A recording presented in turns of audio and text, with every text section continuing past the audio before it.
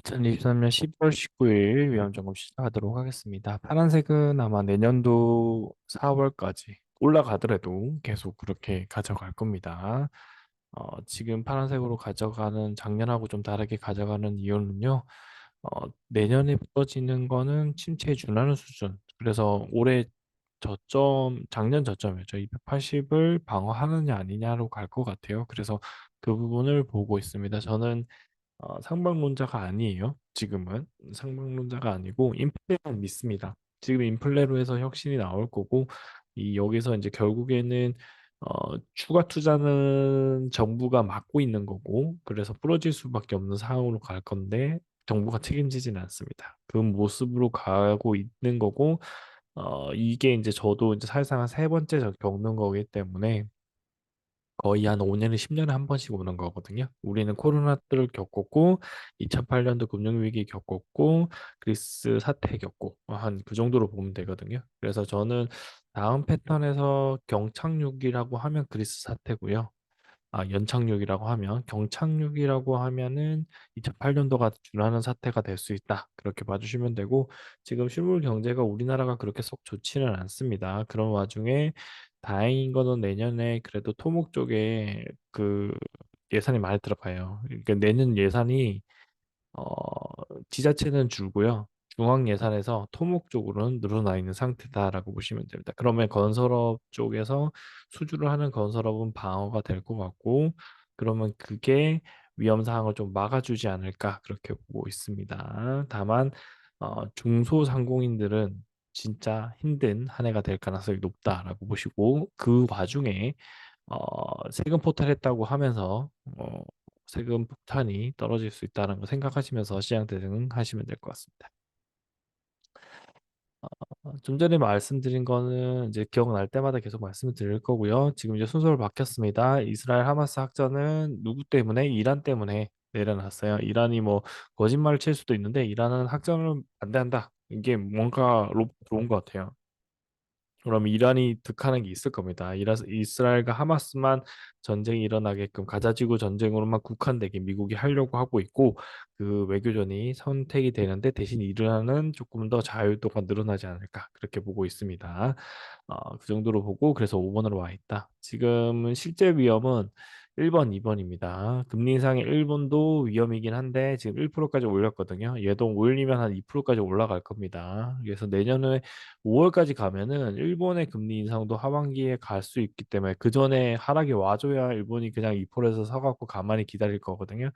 그런 부분들을 생각하시면서 시장 투자해 주시면 될 것 같습니다. 신용위험 CDS 줄었어요. 긍정적이고요. 원달러 환율 줄었습니다. 미국의 그 금리 인상이 거의 끝나간다는 그런 소식들이 CDS를 전반적으로 다 줄였다. 스위스만 봐도 줄었다는 거 보이시죠? 이제 새로운 위험이 나오지 않으면 셧다운이 된다는 걸로 해서 국지적으로 한번 갈 거고요. 트럼프 대통령 있을 때 12월 달에 크리스마스 전후에 1000포인트가 왔다 갔다 한 적이 있어요. 그때는 이제 지금부터 지수가 낮았는데도 그랬단 말이에요. 그래서 그런 이슈까지가 있을 수 있다. 12월. 그래서 내년도 1월부터가 본 상승이 제대로 나오지 않을까라고 보고 있어요. 이 11월과 12월은 그거고요. 여기 이 영상에서 다시 공유해 드리지만 개별 이제 액티브로 하는 펀드 투자를 이제 제가 이제 준 준비할 예정이고요. 아마 이번 주 준비를 해서 다음 주 중에 보여드리지 않을까 그렇게 보고 있습니다. CDS가 전반적으로 내려갔다. 그 정도만 확인하시면 될 것 같고요. 한계 기업입니다.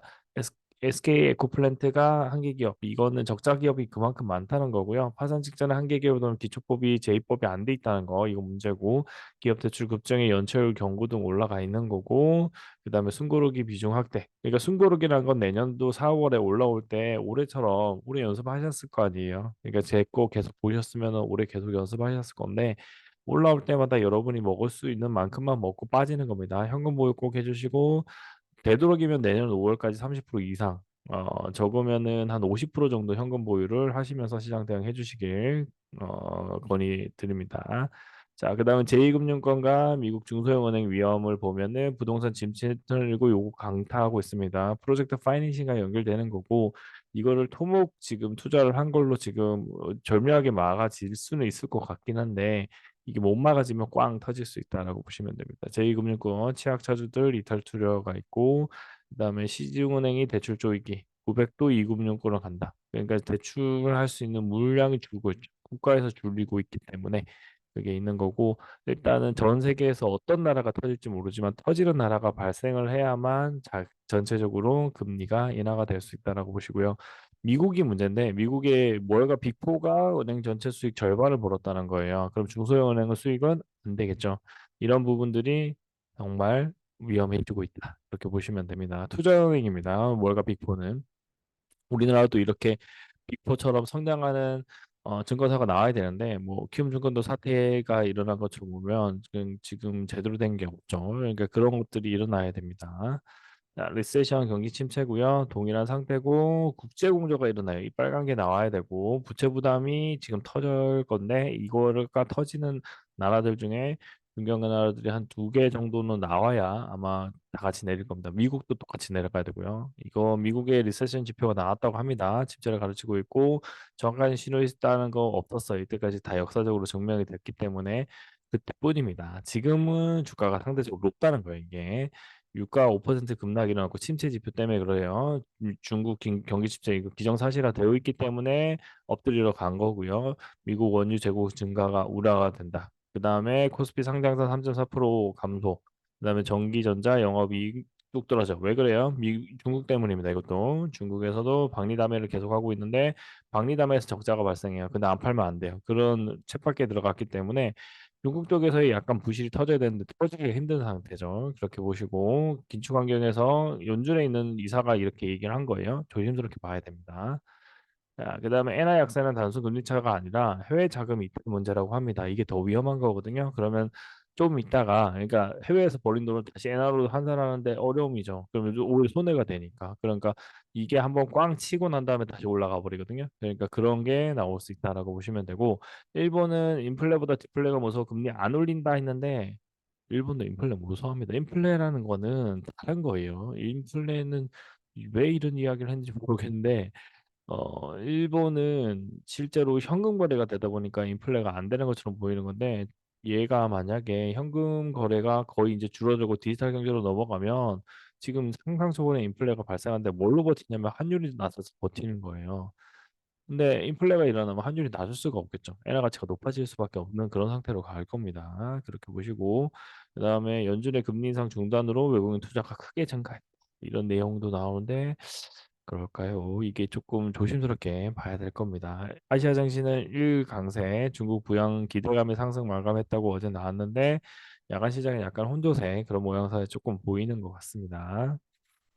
자, 그다음에 중국 부동산 미국입니다. 부동산 활성화해서 182조. 그리고 중국에서 엎드렸죠. 미중 정상회담 했고 독재자라는 이야기도 나왔기 때문에 실패다라고 이야기를 했지만 그렇게 썩 나쁘진 않고 이런 기미가 나와야 됩니다. 물론 시진핑 2번까지만 하고 다른 사람한테 넘겨줘야 돼요. 예, 그게 이제 중요한 내용에 해당됩니다. 자, 그다음에 우리나라 자본시장이 해외 부동산에서 잘못 투자해서 이제 빠진 부분이 있고요. 미국 상업용 부동산 대출도 투자되어 있는 거 있고, 미견조한 부동산 시장, 그다음 이런 것들, 그러니까 주거비 인플레 때문에 이런 일들이 발생하고 있다는 거 여기서 한 번 더 언급을 하는 거고요. 위워크 파산이 결국에 부동산에 참여를 했고, 이거는 시발점이다. 출발하는 점이다. 이렇게 보시면 될 것 같아요. 이스라엘 하마스 교전을 낮췄다고 말씀드렸는데 여기 이 내용이요. 확전을 원치 않는 메시지 전달했고 미국에다가 연달했다는 것 자체는 미국이 뭔가를 주겠다. 그러니까 확전하지 마라라고 했겠죠. 그냥 요거를 말하진 않았을 겁니다. 경고 때문에 이렇게 한 게 아닙니다. 뭔가 반대급부를 받아가는 거고 헤즈볼라나 이런 쪽은 하려고 하겠죠. 하마스전. 근데 이란만 안 들어가면 됩니다. 이란 쪽만 안 들어가면 그냥 무난하게 넘어갈 수 있는 거고 그러면은 제 5차 중동전은 X가 되는 거죠. 물론 한두 번 봐야 되지만 이런 멘트가 나왔다는 것 자체가 긍정적이라고 보이고요. 그래서 순위를 5순위. 혹시라도 이걸로 넘어갈 수 있는 확률이 아직은 남아있다고 보기 때문에 이 전쟁이 끝날 때까지 약간은 소강 상태가 되기 전까지는 이렇게 5번에다 넣어놓고 시장 대응하도록 하겠습니다. 다시 돌아갈게요. 요즘 매번 같은 얘기입니다. 매주 같은 얘기고 내년까지 계속 같은 얘기인데 신용위험, 그다음에 한계기업, 금융교육 이거 그냥 필히 가져가셔야 되고요. 트라이앵글입니다. 그리고 리세션은 이걸로 촉발해서 나올 거고요. 그리고 일본의 금리 인상도 여기에다 찬물을 더 끼워 얹을 수 있다. 그렇게 보시면서 시장 대응하시면 되고 그래서 어떻게 해요? 현금 30%를 확보하는데 여러분이 이익이 나는 종목들을 기준으로 올라올 때마다 잘 그 매도하시면서 시장 대응해 주시면 될 것 같습니다. 오늘 영상 여기까지 하고요. 다음 주에 뵙겠습니다. 감사합니다.